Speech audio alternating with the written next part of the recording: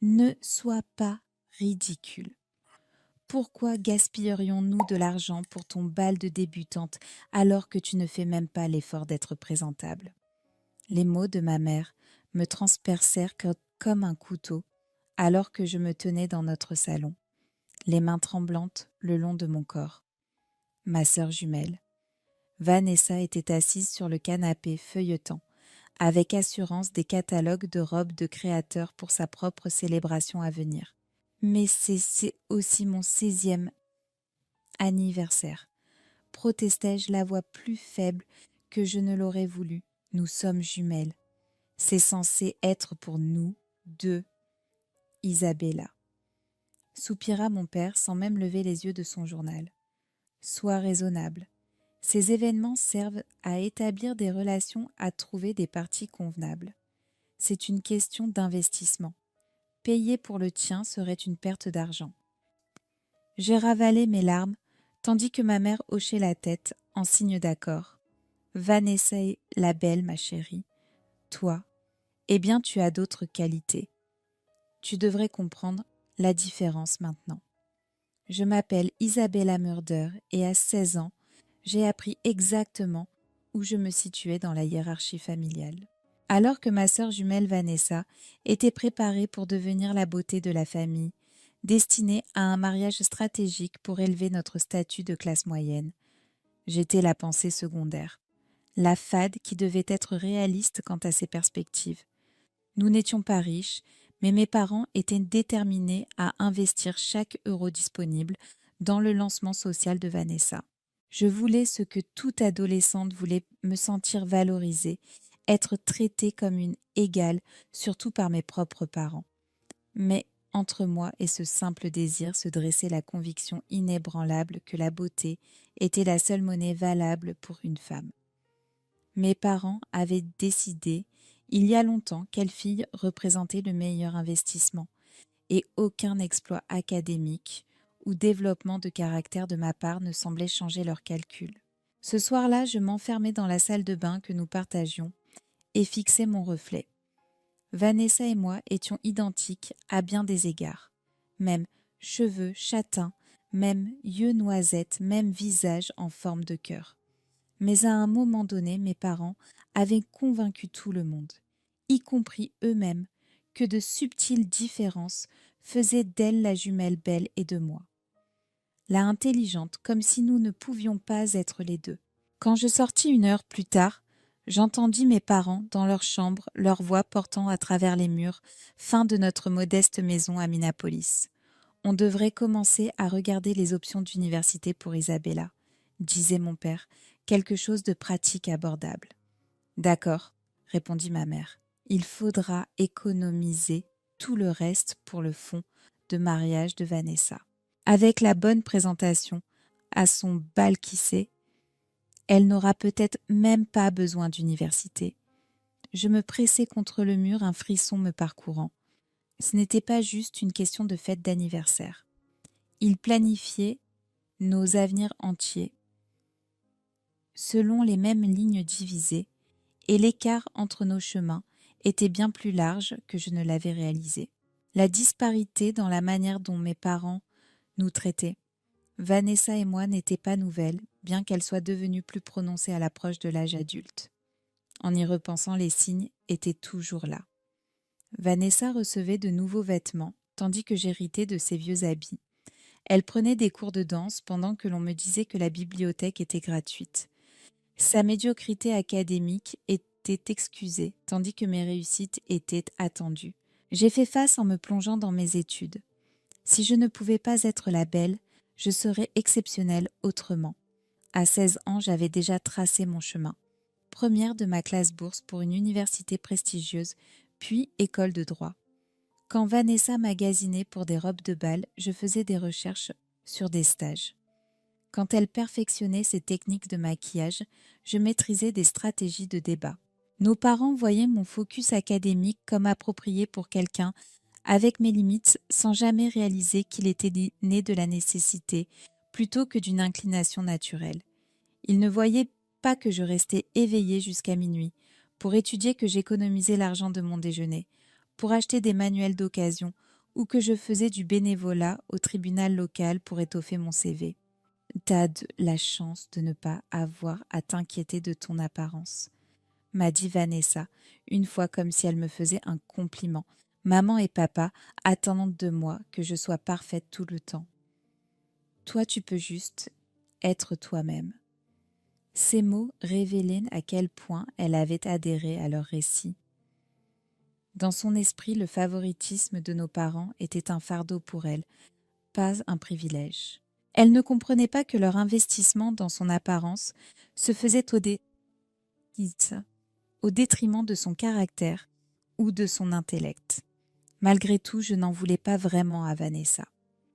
Pas vraiment. Elle était le produit de l'éducation de nos parents, tout comme moi.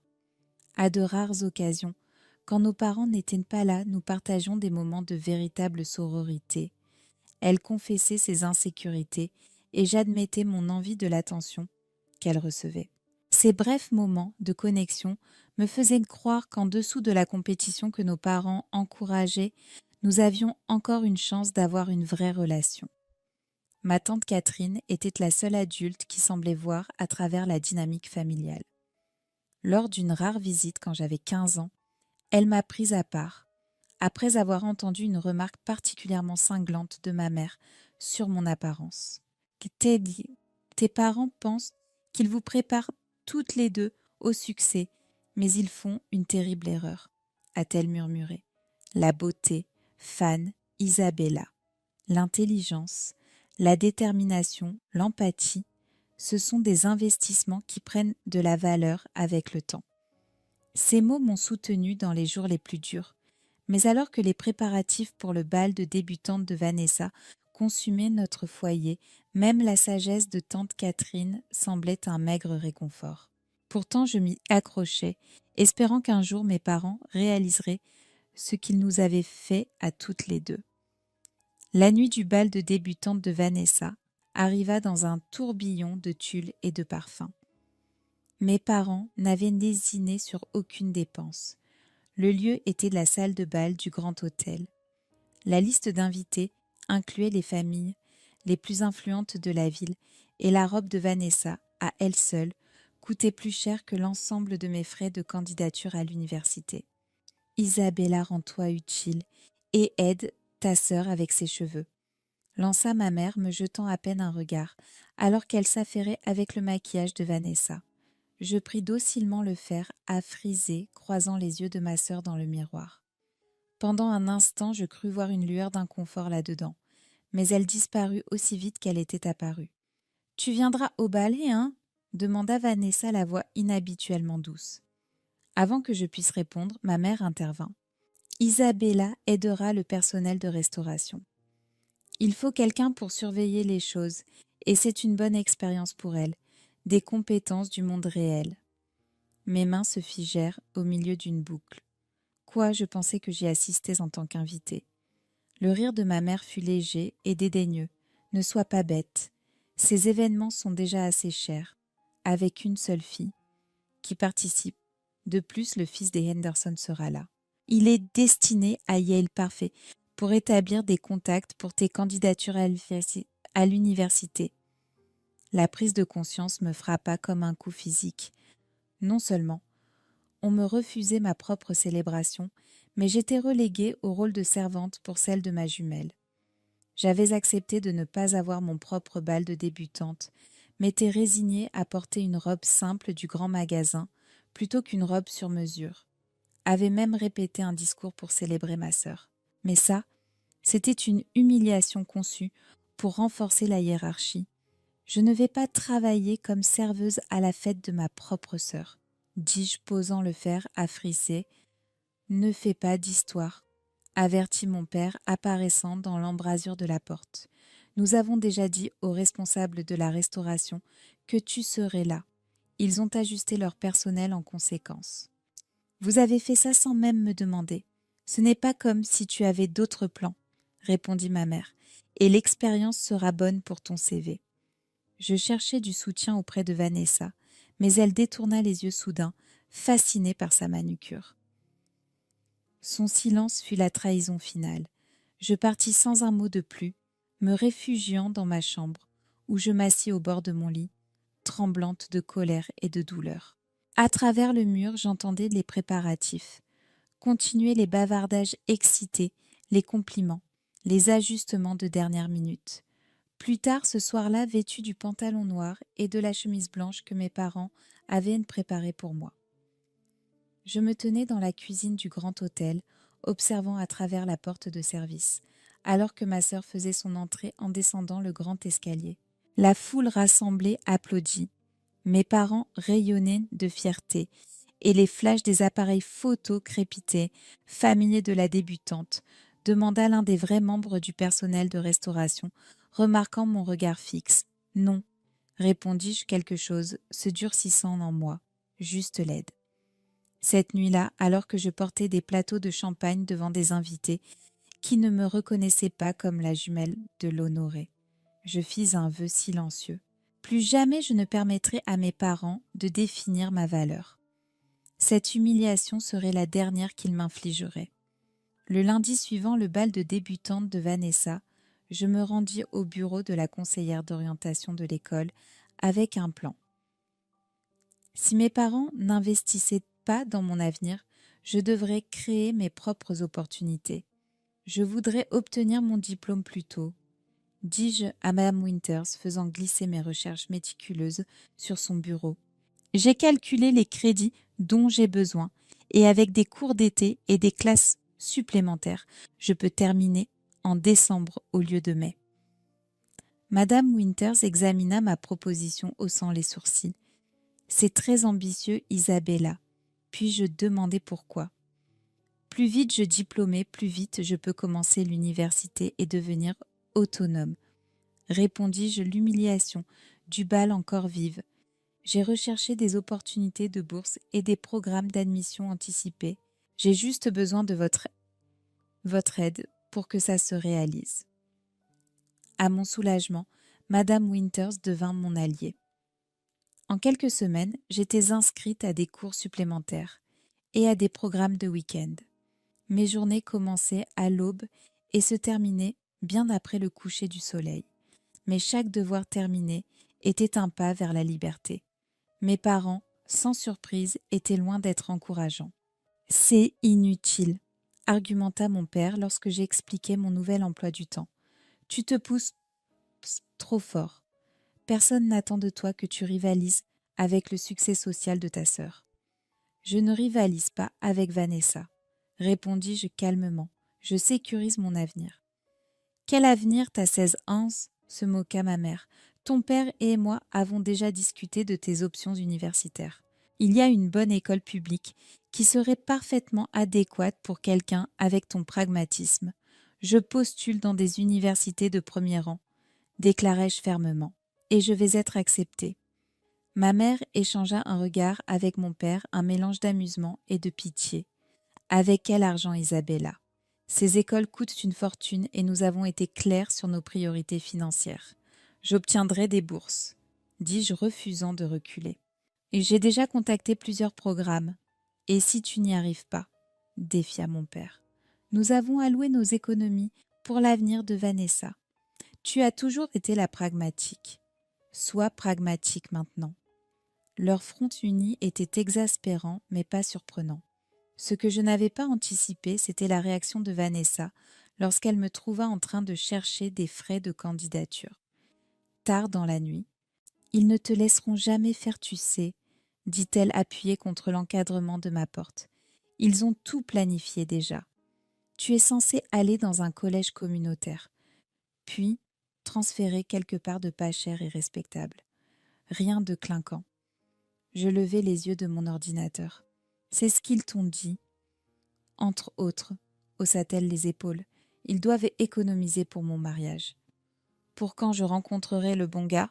C'est le grand investissement maintenant que le bal est fini. La manière désinvolte dont elles révélaient leur discrimination à long terme me retourna l'estomac. Et ton éducation? Demandai-je. Oh, je suivrai quelques cours, répondit-elle dédaigneusement. Peut-être du design d'intérieur ou quelque chose d'amusant. Rien d'intense comme ce que tu veux faire. Pendant un instant, je ressentis une pointe de sympathie pour Vanessa. Elle était autant prisonnière de leurs attentes que je l'étais juste dans une cage dorée plutôt qu'une cage ordinaire.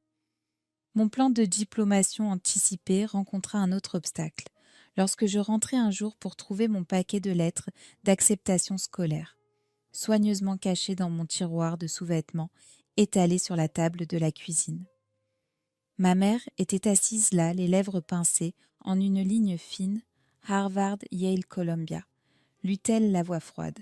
Les frais de candidature à eux seuls auraient pu acheter la robe de bal de Vanessa. Tu as dépensé tes économies pour ce fantasme.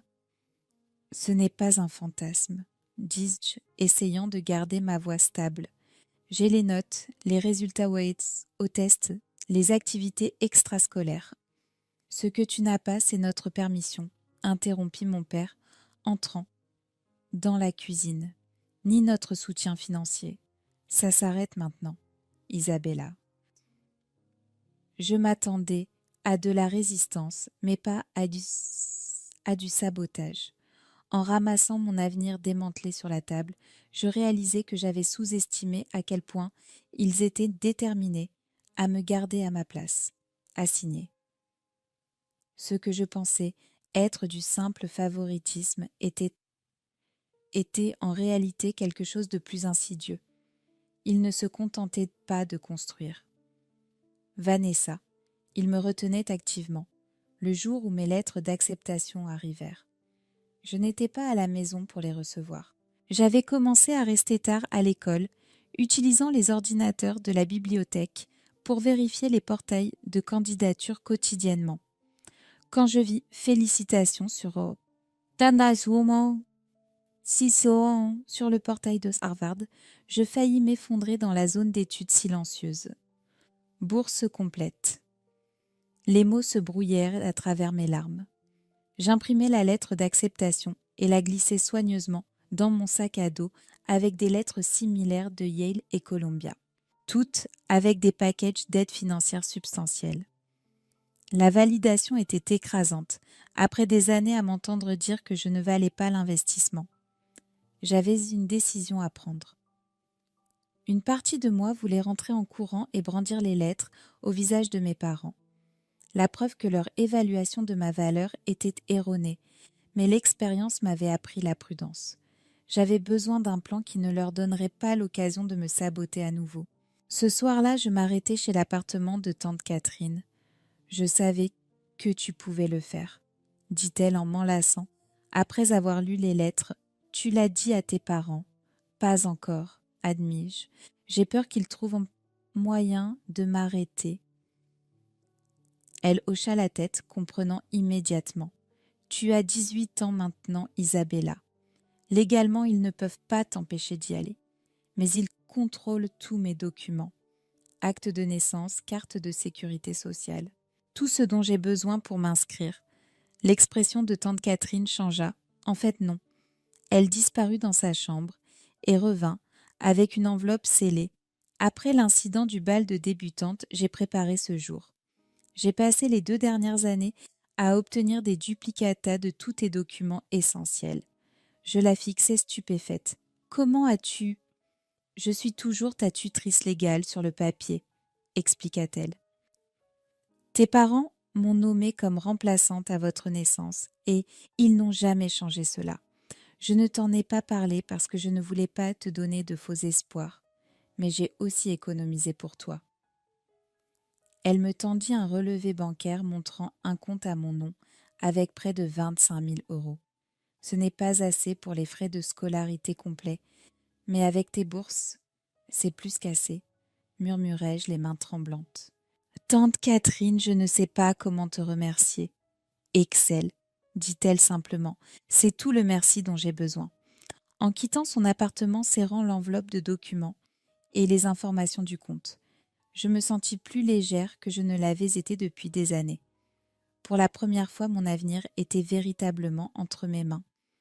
Mais l'univers n'avait pas fini avec ses surprises. Quand je rentrai chez moi, je trouvai Vanessa assise seule dans le salon sombre. « Où étais-tu » demanda-t-elle, la voix étrangement plate. « À la bibliothèque. répondis-je automatiquement. Elle brandit 3 enveloppes, mes lettres d'acceptation universitaire. Les copies physiques étaient arrivées pendant mon absence. Ça est arrivé aujourd'hui, dit-elle. Je les ai interceptées avant que maman et papa ne rentrent. Mon cœur se serra. Vanessa, s'il te plaît. Harvard, Yale, Columbia. Lut-elle, la voix légèrement brisée. Toutes avec des bourses. Bourse complète à Harvard. Je tendis la main pour prendre les lettres, mais elle les retira. Tu savais, continua-t-elle, que j'ai aussi postulé à des universités. Des écoles publiques. Rien de fancy. J'ai été acceptée, mais quand je l'ai dit à maman et papa, ils ont dit que ça ne faisait pas partie du plan, que l'argent était mieux dépensé pour mes connexions sociales que pour une éducation inutile. Je la fixais luttant pour assimiler cette révélation. Tu voulais aller à l'université? Bien sûr que oui, rétorqua-t-elle, les larmes montant à ses yeux. Tu penses que j'aime être traitée comme une génisse de concours préparée pour le marché avec toute ma valeur, liée à ma capacité à attirer un mari riche. La prise de conscience me frappa comme une vague. Toutes ces années, j'avais pensé que Vanessa était leur complice consentante dans ma marginalisation. Je n'avais jamais envisagé qu'elle puisse être piégée, à sa manière écrasée, sous le poids d'attentes différentes, mais tout aussi destructrices. Je ne savais pas, dis-je doucement. Non, tu ne savais pas, répondit-elle, essuyant ses yeux. Tout comme je ne savais pas que tu postulais dans des écoles de l'Ivy League. Ils nous ont tellement concentrés sur la compétition l'une contre l'autre qu'on n'a jamais vu comment ils nous contrôlaient toutes les deux. Elle me tendit les lettres d'acceptation. Tiens, prends-les et va. L'une de nous devrait s'échapper au moins. 2 mois plus tard, avec la remise des diplômes derrière moi, et l'été s'estompant, en automne. Je me préparais à partir pour Harvard. Mes parents étaient passés d'une opposition franche à une reconnaissance à contre-cœur, bien qu'ils maintenaient que je faisais une erreur. Les arts libéraux, c'est une perte, me rappela mon père pendant le dîner. Tu aurais dû au moins choisir quelque chose de pratique, comme la comptabilité. Je me spécialise en sciences politiques avec une préparation au droit, répondis-je pour la énième fois, et j'ai une bourse complète. Ce n'est guère une perte. On verra, dit ma mère avec un sourire crispé. Quand Vanessa sera installée avec un bon mari, tu pourrais regretter toute cette indépendance. Vanessa, qui jouait avec la nourriture dans son assiette, releva vivement la tête. Peut-on ne pas parler de mon hypothétique mari pour un repas? Isabella s'apprête à partir pour Harvard. Harvard. Nos parents échangèrent nos regards, mais ne dirent rien de plus. Depuis notre conversation tardive, Vanessa et moi avions formé une alliance fragile. Elle m'avait aidé à faire mes cartons en secret, stockant des boîtes chez tante Catherine jusqu'à ce que je sois prête à partir. En retour, j'avais fait des recherches sur la manière dont elle pourrait poursuivre ses études plus tard. Peut-être après ses 21 ans, lorsqu'elle aurait plus de contrôle légal sur sa vie.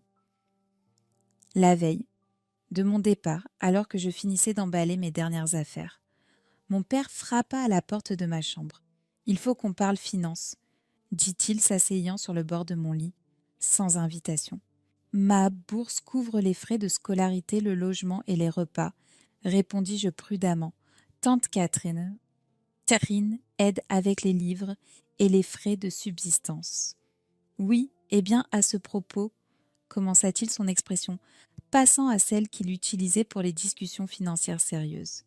Ta mère et moi avons réfléchi. Maintenant que tu vas dans cette école chic, tu auras des connexions avec des gens importants. Ce serait bien pour toi de maintenir des liens avec la famille. J'attendis, sentant le vrai but de cette conversation approcher.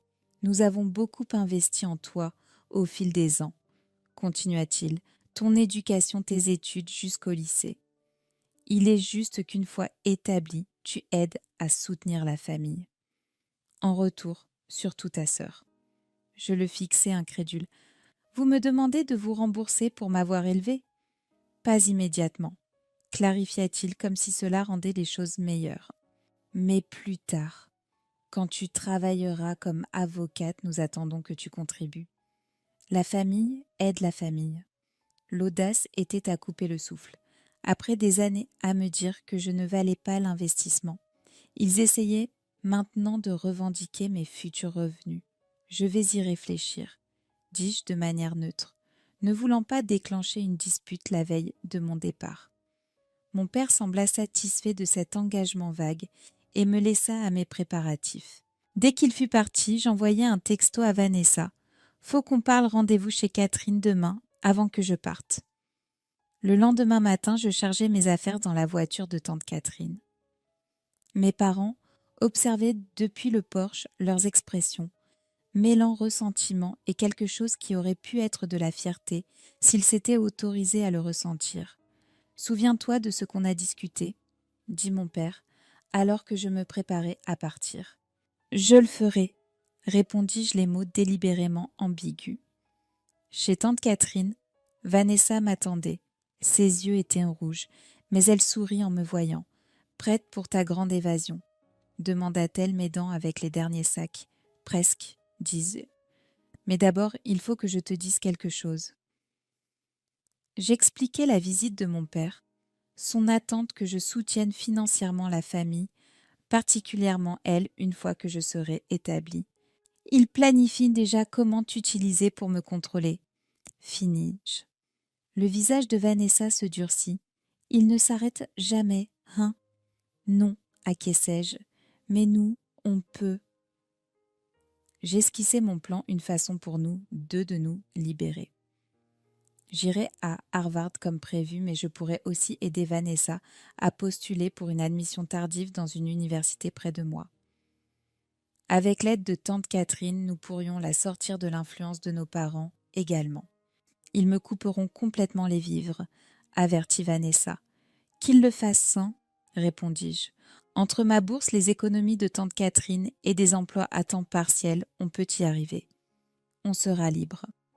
Vanessa hésita des années de conditionnement, visibles dans son incertitude. Et si je ne suis pas assez intelligente? Et si je ne peux pas y arriver seule? Tu peux, l'assurai-je, et tu ne seras pas seule. Nous serons ensemble enfin égales. Alors que nous finalisions notre plan, une complication surgit imprévue. Mon téléphone vibra avec un texto de ma mère. Ton père et moi, Ewo, venons à Boston avec toi. Nous avons réservé un hôtel pour la semaine. Nous voulons voir où va notre investissement. Je montrai le message à Vanessa et tante Catherine. Ils vont essayer de s'implanter, avertit tante Catherine, établir des connexions à Harvard, se faire bien voir par tes professeurs et camarades de classe. Ils transformeront ton accomplissement en leur monnaie sociale. Elle avait raison, et cela menaçait tout. Pas seulement mon nouveau départ, mais aussi l'évasion potentielle de Vanessa. Le moment appelait une action décisive, mais avec mon départ dans quelques heures. Seulement notre plan soigneusement construit semblait soudain fragile, vacillant au bord de l'effondrement. 10 ans passèrent dans un tourbillon de réussite et de croissance. Je sortis diplômée de Harvard, avec mention terminée l'école de droit à Columbia, et obtins un poste chez Preston & Associés, l'un des cabinets d'avocats les plus prestigieux de Minneapolis.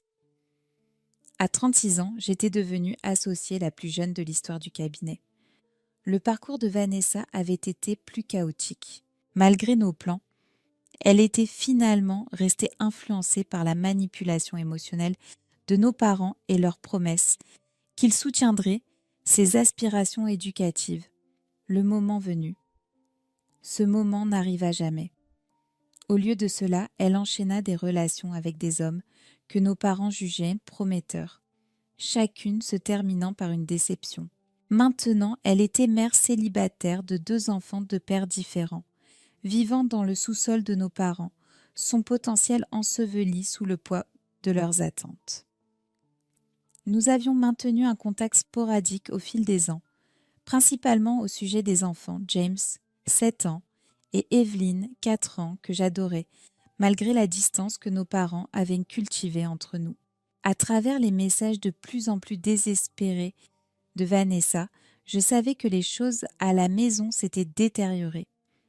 Notre père avait pris une retraite anticipée pour des raisons de santé et leur situation financière était précaire.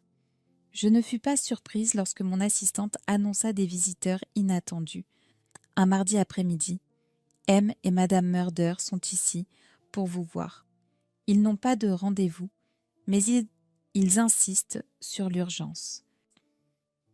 Je pris une profonde inspiration, ajustai mon costume de créateur et hochai la tête. Faites-les entrer. Ils entrèrent dans mon bureau d'angle avec les pas hésitants de personnes en terrain inconnu. Le maquillage soigneusement appliqué de ma mère ne pouvait cacher les lignes de stress autour de ses yeux.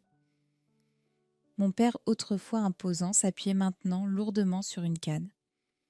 Sa confiance diminuait avec sa santé.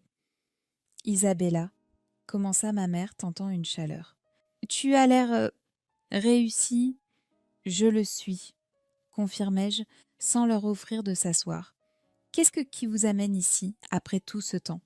Mon père s'éclaircit la gorge. « Nous avons besoin de ton aide. Les factures médicales, l'hypothèque. Nous faisons face à la faillite. Vanessa ne peut pas travailler avec les enfants.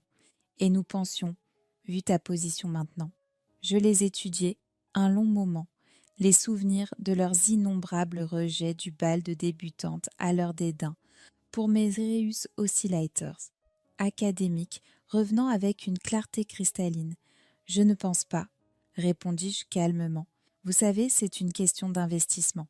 Ce serait une perte d'argent. » La couleur se vida du visage de ma mère, alors que ses propres mots revenaient la rintir.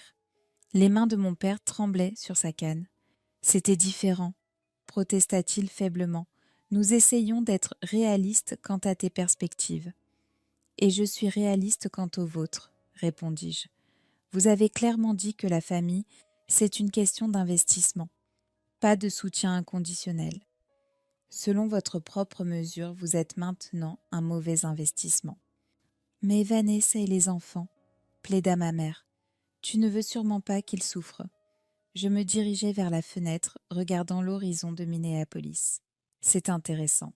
Vous ne vous êtes jamais inquiété de ma souffrance. » Un silence lourd emplit le bureau. 20 ans de traitements disparates pesaient entre nous indéniables dans leur impact.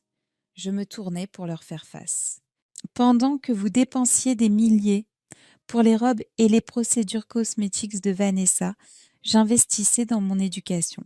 Pendant que vous la paradiez devant des maris potentiels, je construisais une carrière.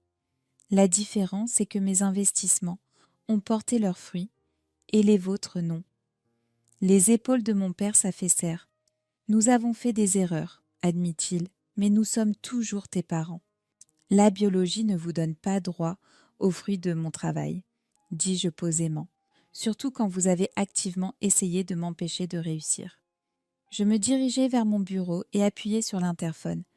Patricia apportait les documents que j'ai préparés plus tôt. Mon assistante entra avec un dossier que je pris et ouvrit délibérément. « Je ne vous donnerai pas d'argent directement, » annonçai-je. À la place, j'ai établi des fonds fiduciaires éducatifs pour James et Evelyn. J'ai également arrangé pour que Vanessa reçoive une formation professionnelle, si elle le choisit. Les enfants auront de la sécurité et Vanessa aura des opportunités. La seule chose que vous ne nous avez jamais vraiment donnée à aucune de nous. » Je leur tendis les documents. Être parent, c'est développer le caractère et les capacités d'un enfant. Pas seulement exploiter son apparence ou ses réalisations pour votre bénéfice. Vous nous avez échoué toutes les deux, juste de différentes manières. Alors qu'il quittait mon bureau visiblement secoué, je ne ressentis aucun triomphe, seulement la satisfaction tranquille d'avoir enfin brisé le cycle. Par la fenêtre, je les regardais se diriger vers leur voiture, modeste, leur reste de secours financier brisé. Plus tard ce soir-là, j'appelai Vanessa. « Ils sont venus te voir, n'est-ce pas ?» demanda-t-elle immédiatement. « Oui, » confirmai-je. « Je ne leur ai pas donné ce qu'ils voulaient, mais j'ai pris des dispositions pour toi et les enfants. » de vraies opportunités, pas des promesses vides. Il y eut une longue pause avant qu'elle ne réponde, la voix épaissie par l'émotion. Merci de ne pas nous avoir oubliés, de ne pas m'avoir oublié, jamais, promis-je. Nous étions toutes les deux leurs filles, même s'ils ne pouvaient pas voir notre valeur égale. Alors que nous parlions, dans la nuit reconstruisant le pont entre nous, je compris que le véritable investissement avait été celui que j'avais fait en moi-même, non seulement financièrement, mais en préservant mon intégrité et ma compassion malgré tout.